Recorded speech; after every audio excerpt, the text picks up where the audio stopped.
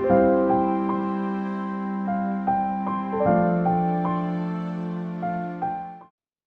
Everyone, good morning. আশা করছি তোমরা সবাই ভালো আছো, সুস্থ আছো। আমিও ভালো আছি, সুস্থ আছি। তোমাদের সাথে আরও একটা নতুন ব্লগ শেয়ার করার জন্য চলে এসেছি। আর আজকের ব্লগটা শুরু করলাম বিছানা গোছানো থেকেই। তো প্রত্যেক দিন তো বিছানা গোছানো ছাড়া সেরকম কোনো আমার কাজ নেই। আর আমি এ বাড়িতে থাকলে শুধু বিছানাটাই গোছাই বলতে পারো। সেরকম কোনো কাজ আমাকে করতে হয় না, কারণ আমার মা নিজেই সব কাজগুলো করে। আর আমাকে যেহেতু ডক্টর বারণ করেছে কোনো কাজ করতে, এই জন্য কোনো কাজ আমি করি না, আর আমাকে কেউ করতেও দেয় না। তো বিছানাটাই শুধু একমাত্র গোছাই, কারণ আমাদের ঘুম থেকে উঠতে একটু লেট হয়। যেহেতু তোমাদের দাদাভাই ঘুম থেকে ওঠে, তারপরে ও হচ্ছে ফ্রেশ হয়, তারপরে অফিসে যায়, তারপর আমি ঘুম থেকে উঠি। তো ও অফিসে যাওয়ার আগেই উঠে পড়ি। তো ও যখন অফিসে যায় তারপরে আমি বিছানাগুলো গোছাই। ও ধরো 8টার দিকে অফিসে যায় সকাল, আর আমি ওই 8টা থেকে 8:30টার মধ্যেই বিছানাটা গুছিয়ে নিই। এখন যেমন ঘড়িতে সময় হয়েছে 8:30, ওই আর কি। তো ভাবলাম যে বিছানাটা গুছিয়েই নিই, কতক্ষণ আর ফেলে রাখবো। আর ঘুম থেকে তো ওঠা হয়েছে অনেকক্ষণ, তাই বিছানাটা গুছিয়ে নিলাম। আর এই ঘরটা তো পরিষ্কার করা হয়েছে অনেক দিন আগেই, তোমরা দেখেছো এই ভিডিওতেই যে ঘরটা আমি ঝাড়াঝুড়ি করেছি। যেহেতু পুজো তো চলেই আসলো, তো পুজোর জন্য সবাই ঘরবাড়ি ঝাড়াঝুড়ি করে, সব কিছুই করে। তো ঘরটা পরিষ্কার করেছিলাম প্রায় তোমার 10 দিন তো হয়েই গেল মনে হয়। তো ভাবলাম যে ঝুল তো আবার পড়েছে, আর ঝুল জিনিস কি থাকে, যখন তখন ঝুল পড়ে।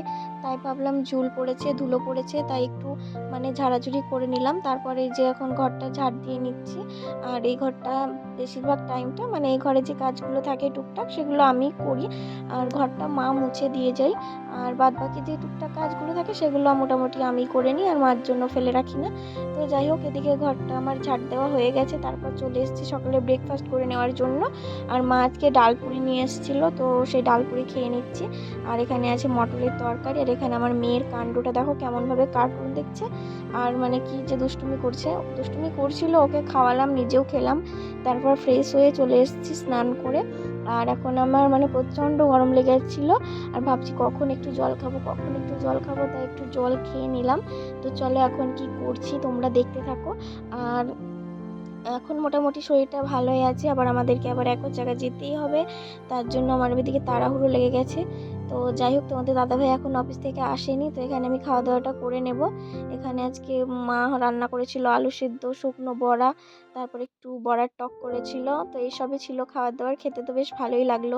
খাওয়া দাওয়া শেষ হতে না হতেই বাপরে কি অঝোরে বৃষ্টি! তোমাদের দাদাভাই অফিস থেকে ফিরেছে, আর কি অঝোরে বৃষ্টি দেখো। বৃষ্টি হচ্ছে, বৃষ্টিটা কিছুক্ষণ ছাড়ার পর আমরা বেরিয়ে পড়েছি হচ্ছে একটু ডক্টরের কাছে যাব। ডক্টরের চেক আপ রয়েছে, আর আজকে আমাকে পেটের ছবি করার জন্য ডেট দিয়েছে। তো সেটার জন্যই যাব। এখানে দেখো তোমাদের দাদাভাই ফোন করছে, আর আমি দাঁড়িয়েছিলাম। আর এদিকে রাস্তাটা দেখো, ঝিরঝির করে বৃষ্টি পড়ছে। আমরা ভাবছি ছাতা নিয়ে এসে কি ভুল করে ফেললাম, এটাই ভাবছি। তো যাই হোক বন্ধুরা, এখন দেখো সন্ধে প্রায় 8:30 বেজে গেছে, আর এখন আমরা বাড়ি ফিরছি। আর গুড মর্নিং। আমি কিন্তু পরের দিন সকালবেলায় আবার ভিডিওটা স্টার্ট করলাম। তো এখন আমি তোমাদের সাথে শেয়ার করব যে বহরমপুরে তো গেছিলাম, তো কিছু কেনাকাটা করেছি। তো কী কেনাকাটা করেছি সেগুলো শেয়ার করব। আর ভিডিওটা আর বড় করিনি, কারণ আমি বাড়ি এসেছিলাম হচ্ছে রাত্রি 9টায় ডক্টরের চেম্বার থেকে। তখন তো ডক্টর ছিল না। তো যেটা হয় না অ্যানোমালি স্ক্যান, তো ওটার জন্যই গেছিলাম। তো রিপোর্ট এখনো আনা হয়নি। তো রিপোর্টটা নিয়ে আসলে তোমাদের সাথে শেয়ার করব যে রিপোর্টে কী এসছে না এসছে। তো অ্যানুয়ালি স্ক্যানটা করার জন্য আমাকে এত সময় ধরে অপেক্ষা করতে হয়েছে, কি বলবো। তো যাই হোক, সবকিছু পার হয়ে গেছে যখন, এসব বিষয় বাদ দিচ্ছি। তো চলো তোমাদের সাথে এখন শেয়ার করবো যে কি কেনাকাটা করে এনেছি।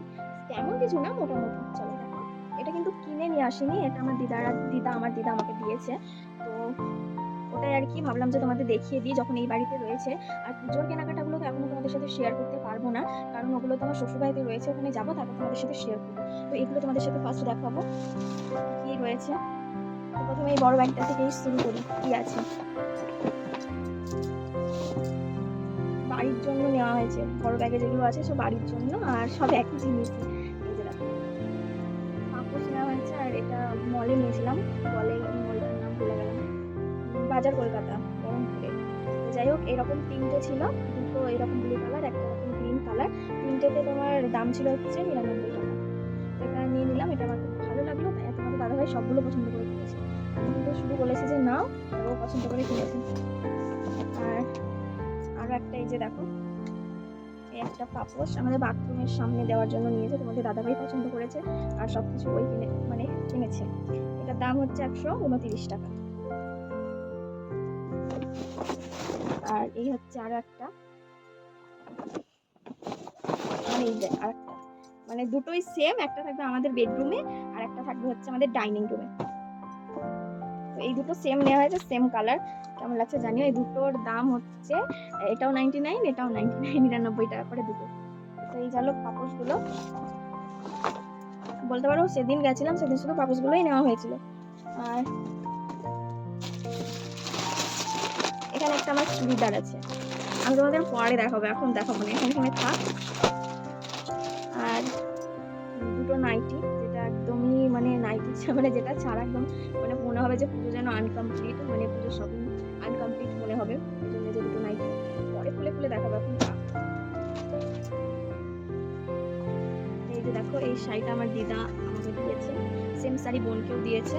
আমার জন্য এই অরেঞ্জ কালারটা, বোনের জন্য অরেঞ্জ কালার নিয়েছিল, আমার জন্য গ্রিন কালার। অনেক গ্রিন কালারের শাড়ি পরছি, এই জন্য ভাবলাম যে এটা নিয়ে নিই আমি। আর ওটা নিল, ও যেহেতু ওই সব কালার পরে না, তো ও বেশি লাল হলুদ অরেঞ্জ এইসবই পরে, আর আমার এইসব পরা হয় না, তাই আমি এটা নিলাম।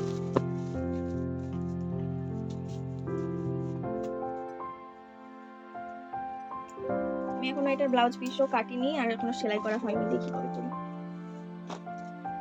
আর একটা শার্ট রয়েছে, মানে আমার কাছে যেগুলো রয়েছে সেগুলো দেখিয়ে দিলাম তোমাদের আর কি।